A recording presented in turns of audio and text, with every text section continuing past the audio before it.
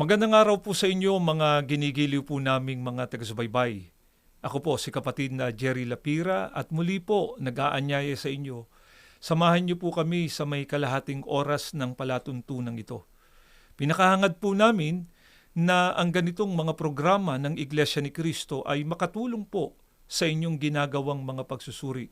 Katulad po ng napakaraming mga nakinig, nagsuri sa Iglesia ni Cristo, nalaman nila ang katotohanan, kaya sila ay nakapagpasya na umanib sa Iglesia ni Cristo. Ang isa nga po sa halimbawa nito ay si kapatid na Shoni Giray na aming pong na-interview. Siya po ay mula dyan sa lokal ng Aguila sa Distrito Eklesyastiko ng Bulacan. Pakinggan at panoorin po natin ang nabanggit na interview.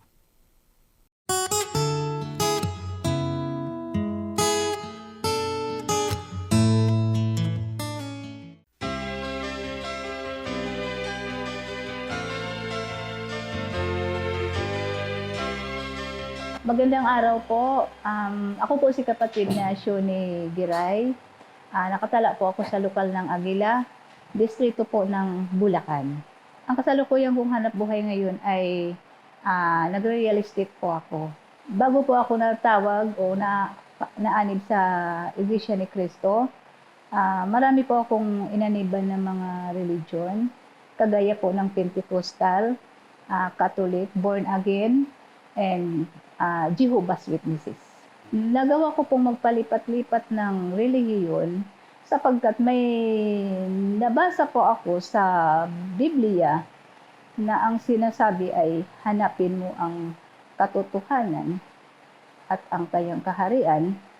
So, hinanap ko sa mga inaniban ko o sinalihan ko mga religion, hindi ako kontento, parang wala doon yung katotohanan at katuwiran.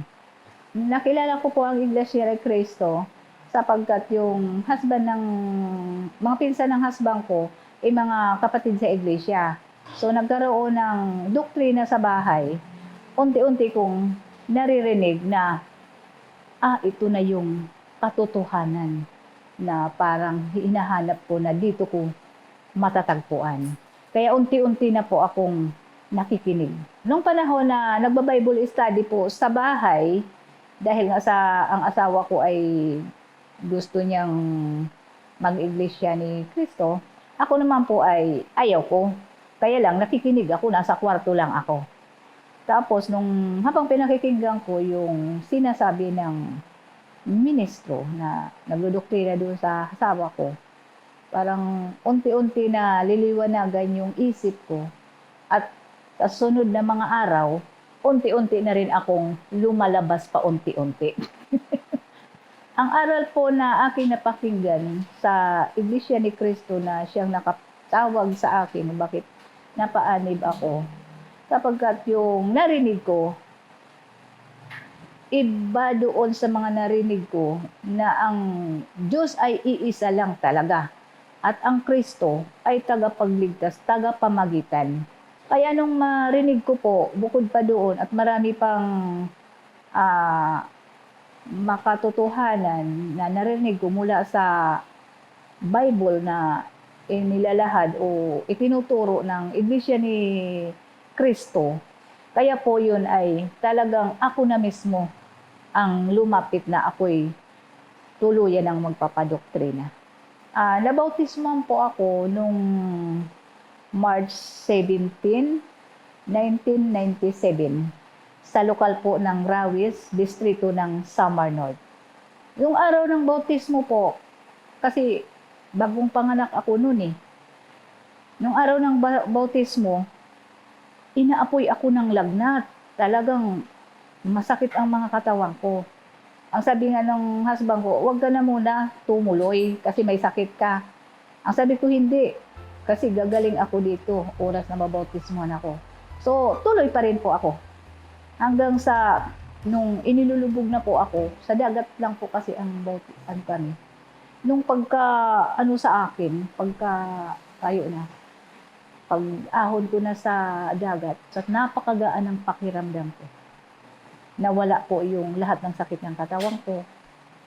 at ibang-iba na hindi ko kaya i-explain yung nadarama ko nung mga panahon na yun. Nung mabautismohan po ako, ang una ko pong ipinanalangin, siyempre nagpasalamat ako.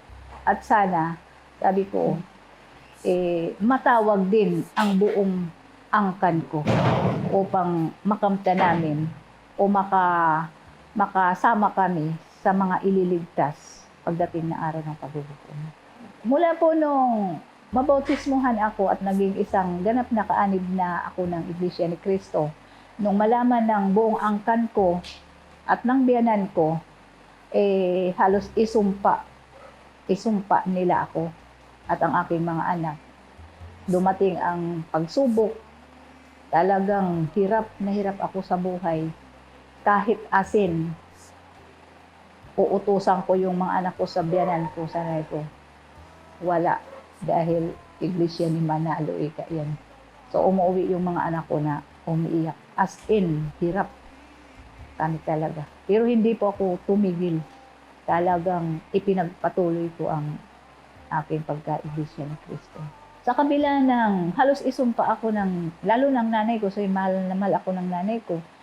Babay lang kasi ang nanay ko.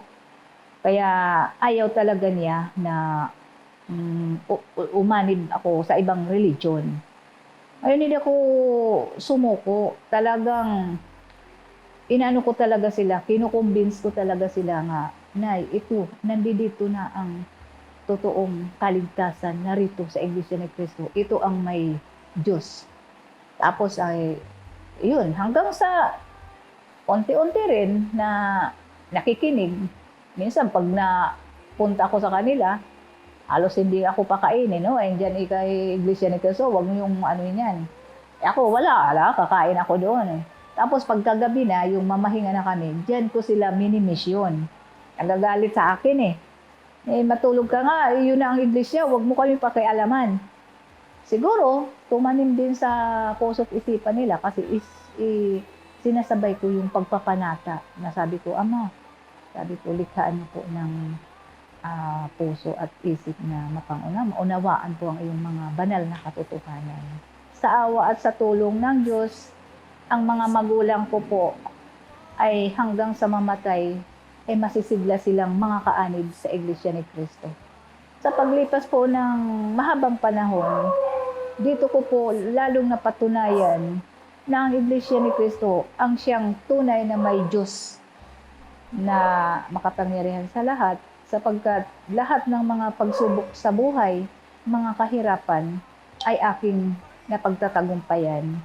Isa pa pong napakatibay na patotoo na ako'y naging Iglesia ni Cristo mula po sa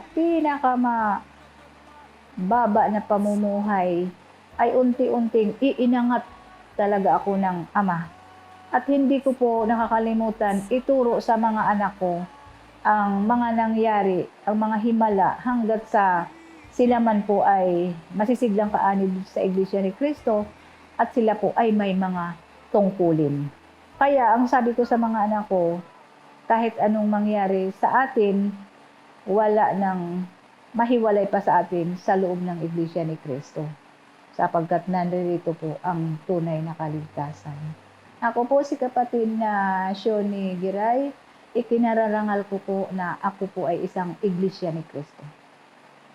Ang napanood at napakinggan po natin ay ang aming isinagawang interview kay kapatid na Shoni Giray. Siya po ay mula dyan sa lokal ng Aguila sa Distrito Eklesyastiko ng Bulacan. At sa aming pong pagbabalik ay isasagawa na po natin ang pag-aaral ng mga salita ng ating Panginoong Diyos. Huwag po kayong bibitiw, magbabalik po ang programang ito. Magpapakilala lamang po ang aming himpilan. Nakikinig kayo sa Iglesia ni Cristo Radio, DZEM 954, ang tinig ng katotohanan.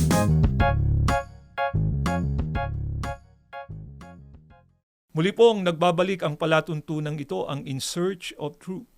Ako pong muli ang kapatid na Jerry Lapira at sa pagkakataong ito ay binabati namin ang lahat ng aming mga kapatid sa Iglesia ni Cristo na nasa iba't ibang panig ng mundo, gayon din po yung mga nasa proseso na ng pag-anib sa Iglesia ni Cristo. Binabati po namin ang sambahayan ni kapatid na Shoni Giray na kanina po ay ating na-interview. Si kapatid na Shoni po, gaya ng kanyang sinabi kanina sa interview, siya po ay napaanib sa iba't ibang mga reliyon. Ang binigay niyang dahilan ay sapagkat nabasa niya mula sa banal na kasulatan na sinabi ng ating Panginoong Sukristo na hanapin muna ang kanyang kaharian at ang kanyang katwiran. Nalaman niya na kung alin yung kaharian na pinahahanap ng ating Panginoong Sukristo ay walang iba kundi ang Iglesia ni Kristo. Nandito din sa Iglesia ni Kristo ang katwiran o ang katotohanan o ang mga salita ng ating Panginoong Diyos na dapat niyang tanggapin, dapat niyang ganapin at lubos niyang sampalatayanan sapagkat ito ang maghahatid sa kanya sa pagtatamo ng kaligtasan. Mga mahal po naming mga taga-subaybay, lahat tayo na naghahangad ng kaligtasan pagdating ng araw ng paghukom, ginagawa po natin ang lahat ng ating magagawa, buong pagsisikap at buong kasiglahan ng mga paglilingkod sa reliyon na ngayon ay ating kinabibilangan para tayo ay magtamo nga po ng kaligtasan. Pero ang napakahalagang katanungan, mga mahal po naming mga taga-subaybay, paano kaya natin matitiyak na sa paglilingkod na ginagawa natin ngayon, nasa reliyon tayo na maghahatid sa atin sa pagtatamo ng kaligtasan? Alamin po muna natin ito. Ayon po sa pagtuturo ng mga apostol, paano nga po ba maliligtas ang tao? Pakinggan ninyo. At ganito ang pagtuturo sa atin ng banal na kasulatan sa unang Timoteo 2:3-4 ay may ganito pong pagtuturo sa atin si Apostol Pablo, pakinggan nyo. Mabuti ito at kalugod-lugod sa paningin ng ating tagapagligtas. Ang Diyos na gustong maligtas ang lahat ng uri ng tao at magkaroon sila ng tumpak na kaalaman sa katotohanan. Paano po maliligtas ang tao? Ayon po sa pagtuturo ng banal na kasulatan, una, ang Diyos anya ang siyang may ibig na ang lahat ng uri ng tao ay maligtas. Pero paano nga po maliligtas ang tao? Dapat na magkaroon anya sila ng tumpak na kaalaman sa katotohanan. Napansin niyo po sana yun, mga kaibigan.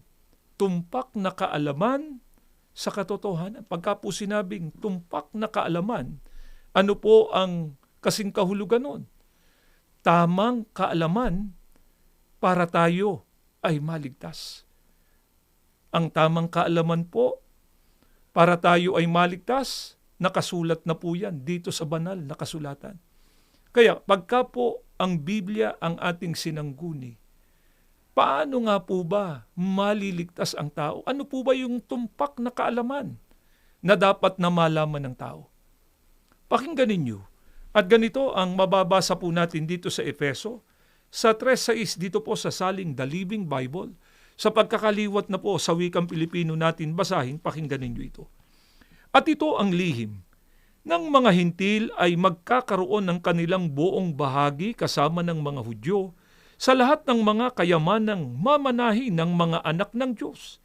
Sila'y kapwa inanyayahan na mapabilang o umanib sa kanyang iglesia at ang lahat ng mga pangako ng Diyos na mga makapangyarihang pagpapala sa pamamagitan ni Kristo ay napaukol kapwa sa kanila nang kanilang tanggapin ang Ebanghelyo tungkol kay Kristo at ang kanyang ginawa para sa kanila. Ayon po sa pagtuturo ng banal na kasulatan, paano nga po ba maliligtas ang tao? Ano po ba yung tumpak na kaalaman na dapat nating malaman? Ayon po sa pagtuturo ni Apostol Pablo, ang mga hintilan niya kasama ng mga Hudyo na kanilang pinangaralan noon ay kapwa nila inanyayahan na mapabilang o umanib sa iglesia. Sana napansin po ninyo yun. Meron na silang reliyong kinabibilangan noon, yung mga taong kanilang pinangangaralan, mga Hudyo at mga Hintil. Pero inanyayahan nila ang mga tao na umanib sa iglesia. Ano pa po ang katotohanang dapat nating matandaan? Na ang tunay na iglesia na doon inanyayahan ng mga apostol ang mga taong umanib, iisa lamang po. Kaya ang banggit nga ni Apostol Pablo ay inanyayahan na mapabilang o umanib sa kanyang iglesia. Pero sino po sa mga inanyayahan ng mga apostol na umanib sa tunay na iglesia ang tiyak na tatanggap ng mga pangako ng ating Panginoong Diyos o mga taong maliligtas? Ayon po kay Apostol Pablo, napaukulan niya kapwa sa kanila yung mga pangako ng Diyos nang kanilang tanggapin ang ebanghelyo tungkol kay Kristo. Sa makatwid, ang ginawa po ng mga pinangaralan ni na Apostol Pablo, tinanggap nila yung katotohanan, yung mga salita ng Diyos na sa kanila ay itinuro. Ano pa po ang kanilang naunawaan at ito'y lubos nilang sinampalatayanan? Yung ginawaan niya ng ating Panginoong Sukristo para ang tao ay maligtas. Alamin po muna natin ito. Ano po ba itong ipinangako ng ating Panginoong Diyos na nakaukol ito sa mga taong tinanggap ang ebanghelyo na itinuro ng mga apostol at lubos nilang sinampalatayanan ang ginawa ng ating Panginoong Sukristo sa kanila para sila ay maligtas? Pakinggan po natin dito po sa Aklat ng Isayas 65:17 hanggang 19. Dito po sa saling The Message, sa pagkakaliwat na po sa wikang Pilipino natin basahin. Mataman ninyo ngayong bigyang pansin. Ako ay lumilika ng mga bagong langit at ng bagong lupa. Lahat ng naunang mga bagabag, kaguluhan at kirot ay mga bagay na lumipas na, dapat ng kalimutan. Tumingin kayo sa hinaharap ng may kagalakan. Umasa kayo sa aking nililika. Aking lilikain ang Jerusalem na gaya ng lubos na kagalakan. Aking lilikain ang aking bayan na gaya ng dalisay na kasiyahan. Ako ay magagalak sa Jerusalem, masisiyahan sa aking bayan. Wala ng mga ingay ng pagluwa sa lungsod. Wala ng mga pag-iyak dahil sa labis na pagtitiis o paghihirap. Kung ano po yung ipinangako ng ating Panginoong Diyos, na ito'y nakaukol sa mga naging kaanib sa tunay na iglesia. Ito po yung ipinangako ng Diyos na lilikha siya ng bagong langit at ng bagong lupa. Sa ibang talata po ng Biblia, tinawag ito na bayang banal. Bakit dapat nating pakahangarin na makapasok at makarating dito sa bayang banal? Sapagkat ayon po sa pahayag ng banal na kasulatan, doon sa bayang banal, lahat ng naunang mga bagabag, kaguluhan at kirot ay mga bagay na lumipas na o ang katumbas ay hindi na po mararanasan pa. Bakit? Sapagkat ayon na rin po sa talata ng Biblia, wala ng mga ingay ng pagluwa sa lungsod, wala ng pag-iyak dahil sa labis na pagtitiis o paghihirap. Ano na po ang mararanasan ng mga taong makararating doon sa bayang banal? Ang sabi po sa talata, aking lilikain ang Jerusalem na gaya ng lubos na kagalakan. Pagka po sinabing lubos na kagalakan, ang katumbas po nito ay wala na itong katapusan. Walang hanggang kagalakan ang mararanasan ng tao.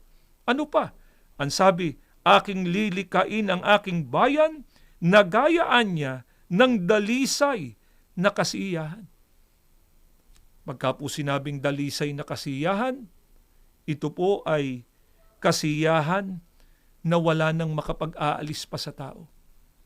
Mga kaibigan, wala pong lugar dito sa mundong ito na ngayon ay ating kinalalagyan na mararanasan natin ang mga pangakong ito ng ating Panginoong Diyos, kundi doon lamang sa bayang banal. Kaya dapat nating pakahangarin na mapabilang tayo sa mga taong tiyak ang kaligtasan pagdating ng araw ng paghukom. Sino nga po ba ang tinitiyak ng banal na kasulatang maliligtas pagdating ng araw ng paghukom. Mga taong napabilang sa tunay na iglesia sa paraan na tinanggap nila yung ebanghelyo na itinuro ng mga apostol at lubos nilang sinampalatayanan yung ginawa ng ating Panginoong Sukristo sa mga taong ililigtas niya. Ano nga po ba ang ginawa ng ating Panginoong Sukristo sa mga taong ililigtas niya pagdating ng araw ng paghukom? Sila rin yung mga tao na makapapasok at makapaninirahan doon sa bayang banal. Pakinggan po natin at ganito ang ating mababasa dito po sa Roma 5:8 hanggang 9 sa saling Amplified Bible. Sa pagkakaliwat na po ito sa wikang Pilipino natin basahin, pakinggan ninyo. Subalit ipinakikita ng Diyos at maliwanag na pinatutunayan ng kanyang sariling pag-ibig sa atin sa pamamagitan ng katotohanan na samantalang tayo ay mga makasalanan pa, si Kristo ang Mesiyas, siyang pinahiran ay namatay para sa atin. Kaya nga, yayamang tayo ngayon ay inaring dapat na pinawalang sala, ginawang matuwid, at dinala sa tunay na kaugnayan sa Diyos sa pamamagitan ng dugo ni Kristo, gaano pa kaya katiyak na ililigtas niya tayo sa galit at puot ng Diyos? Ano po ang ginawa ng ating Panginoong Sukristo sa mga taong ililigtas niya? Ayon po sa talatang aming binasa, ang ating Panginoong Sukristo ay namatay para doon sa mga tao na kanyang ililigtas. Bakit po ang kamatayan ng ating Panginoong Sukristo ay nangangahulugan ng kaligtasan doon sa mga taong naging dahilan ng kanyang kamatayan? Sapagkat sa pamamagitan po ng mahalagang dugo ng ating Panginoong Sukristo, napatawad ang kasalanan ng mga taong ililigtas ng ating Panginoong Sukristo. Sila ay ginawang matuwid at dinalaan niya sa tunay na kaugnayan sa ating Panginoong Diyos. Bakit nga po ba nangangailangan ang lahat ng tao ng kaligtasan? At para maligtas tayo, ay dapat munang mapatawad ang ating mga kasalanan sa paraan na mapabilang tayo sa mga naging dahilan o natubos ng mahalagang dugo ng ating Panginoong Sukristo. Pakinggan ninyo. At ganito ang ating mababasang nakasulat dito po sa Kolosas, sa 1 ang talata po ay 21. At kayo ng nakaraang panahon ay mga nangahihiwalay at mga kaaway sa inyong pag-iisip, sa inyong mga gawang masasama. Ang tao po na nagkasala, ayon sa talata na aming binasa, nahiwalay sa Diyos. Hindi lang po nahiwalay, kundi itinuring pa ng Diyos na kanyang kaaway. Pagkakaaway sa Hebreo 10:27, ang banggit doon ay nakataan na sila doon sa apoy. At kung alin po yung apoy na tinutukoy, pagka binasa natin ang Apokalipsis 21:8, ito po ang ikalawang kamatayan doon sa dagat-dagatang apoy. At nais naming ipapansin sa inyo, kaya tinawag yun na ikalawang kamatayan sapagkat meron pong nauuna. Ito nga po yung pagkalagot ng hininga. Maaari pong sabihin ng iba, kamatayan din po pala yan, ikalawa lamang nga. Kasi ang paniniwala nga po, at ito naman talagang nagaganap, pagka ang tao'y namatay, wala na po siyang pakiramdam. Ito po bang ikalawang kamatayan na binabanggit sa Apokalipsis 21:8? Ang mga tao doon ay wala na rin pong pakiramdam. Pakinggan ninyo, dito po sa Apokalipsis sa 14:10 hanggang 11 ay ganito ang ating mababasa, pakinggan ninyo ito. Ay inom din naman siya ng alak ng kagalitan ng Diyos, na nahandang walang halo sa inuman ng kanyang kagalitan, at siya'y pahihirapan ng apoy at asupre sa harapan ng mga banal na anghel at sa harapan ng kordero. At ang usok ng hirap nila ay napailang lang magpakailan-kailanman, at sila'y walang kapahingahan araw at gabi. May pakiramdam po ang mga taong ibubulid doon sa dagat-dagatang apoy. Sapagkat ayon po sa talata, ang usok ng hirap nila, napailang lang anyang magpakailan-kailanman, sila'y walang kapahingahan araw at gabi. Sana nakatawag na po ito sa inyo ng pansin. Yung mga taong maliligtas, doon sa bayang banal, walang hanggang kaligayahan. dalisay na kagalakan ang kanilang mararanasan. Pero yung mga parurusahan pagdating ng araw ng paghukom, walang hanggang kapaitan at paghihirap ang mararanasan ng tao. Pero tandaan po natin, ang mga taong maliligtas, inanyayahan, tinuruan ng mga apostol na umanib sa nag-iisang tunay na iglesia. Meron nga po bang ipinakikilala ang Biblia na iglesyang tinubos ng mahalagang dugo ng ating Panginoong Sukristo? Iglesyang pinaghandugan niya ng kanyang buhay? Meron po. Pakinggan ninyo at babasahin ko ang nakasulat dito po sa Aklat ng Mga Gawa 20:28, salin po ito ni Ginoong George M. Lamsa sa pagkakaliwat na sa wikang Pilipino. Pakinggan ninyo. Ingatan ninyo kung gayon ang inyong sarili at ang buong kawan. Narito'y hinirang kayo ng Espiritu Santo ng mga katiwala upang pakanin ang iglesia ni Kristo na binili niya ng kanyang dugo. Maliwanag po sa pagtuturo ng banal na kasulatan, iglesia ni Kristo ang binili o tinubos ng mahalagang dugo ng ating Panginoong Sukristo. Kaya, nasasaan po ang mga taong napabilang sa tunay na iglesia? Nasa iglesia ni Kristo sila. Ito po ang lubos na naunawaan ni kapatid na Shoni Giray. Kaya bagamat marami po siyang inanibang iba't ibang mga reliyon, alam niya at naunawaan niya na sa mga dati niyang reliyong kinabilangan, hindi siya maliligtas doon. Tanging sa iglesia ni Kristo lamang niya matatamo ang kaligtasan pagdating ng araw ng paghukom. Kaya si kapatid na Shoni po ay meron ding paanyaya sa mga nakikinig at sumusubaybay ngayon na hindi pa kaanib sa iglesia ni Kristo. Pakinggan po natin ito.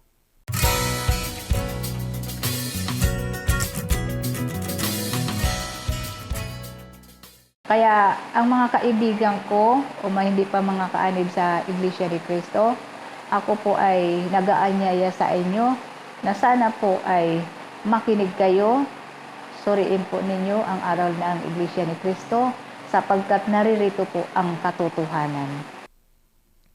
Nawa po ay nakatulong ang ginagawa naming paglalahad na ito ng mga kalooban ng Diyos sa inyong ginagawang mga pagsusuri. At bago po tayo magtapos ay inaanyayahan namin kayo sa isang panalangin. Panginoon po naming Diyos, muli po nagpapasalamat kami ng napakarami sa pagkasangkapan mo sa palatuntunang ito. Naihayag po ang iyong kalooban, ang iyong paghahangad ng mga tao ay magtamo ng kaligtasan sa pamamagitan ng pag-anib sa tunay na iglesia ni Kristo. Maawa ka nawa po sa mga nakikinig ngayon na hindi pa kaanib sa iglesia ni Kristo. Ang mga katotohanan ito'y umakit na po sa kanila para sila man ay makapagpasya na rin na umanib sa iglesia ni Kristo. Panginoong Hesukristo, lumalapit po kami sa iyo. Pakipamagitan mo sa mga aming mga panalangin. Patuloy na magpalain at basbasan ng palatuntunang ito at ang kabuuan ng iyong banal na iglesia. Ama, higit sa amin pagpalain mong kapatid na Eduardo B. Manalo. Patuloy na ipagkaloob ang karunungan at kapangyarihang kanilang kailangan na ginagamit nila sa pangunguna sa kabuuan ng iyong bayan. Ang lahat inihiling na po namin sa pangalan po ng aming tagapagligtas na si Kristo Jesus. Amen.